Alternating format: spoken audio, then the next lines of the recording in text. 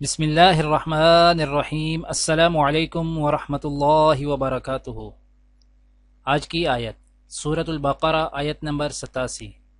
اعوذ باللہ من الشیطان الرجیم۔ وَلَقَدْ آتَيْنَا مُوسَى الْكِتَابَ وَقَفَّيْنَا مِن بَعْدِهِ بِالرُّسُلِ وَآتَيْنَا عِيسَى ابْنَ مَرْيَمَ الْبَيِّنَاتِ وَأَيَّدْنَاهُ بِرُوحِ الْقُدُسِ أَفَكُلَّمَا جَاءَكُمْ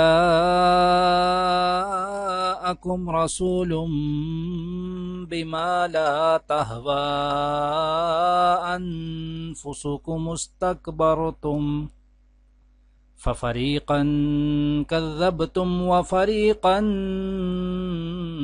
تَقْتُلُونَ۔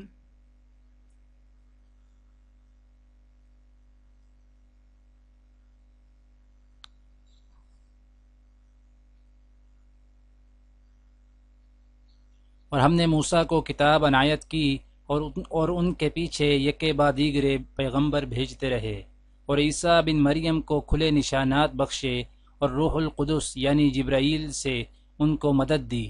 تو جب کوئی پیغمبر تمہارے پاس ایسی باتیں لے کر آئے جن کو تمہارا جی نہیں چاہتا تھا تو تم سرکش ہو جاتے تھے، اور ایک گروہ انبیاء کو تو جھٹلاتے رہے اور ایک گروہ کو قتل کرتے رہے۔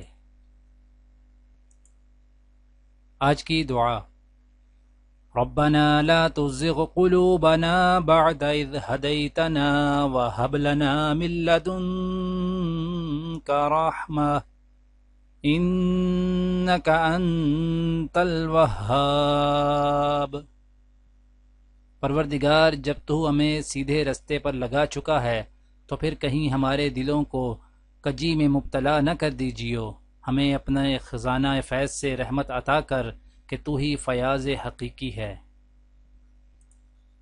آج کی حدیث: حضرت عبداللہ بن عمر رضی اللہ تعالی عنہ نے بیان کیا کہ رسول اللہ صلی اللہ علیہ وآلہ وسلم نے بنو نذیر کے کھجوروں کے درخت جلا دیے تھے اور انہیں کاٹ ڈالا تھا۔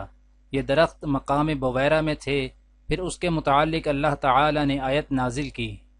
ترجمہ: کہ جو کھجوروں کے درخت تم نے کاٹے یا انہیں ان کی جڑوں پر قائم رہنے دیا، سو یہ دونوں اللہ ہی کے حکم کے موافق ہیں، اور تاکہ نافرمانوں کو ذلیل کرے۔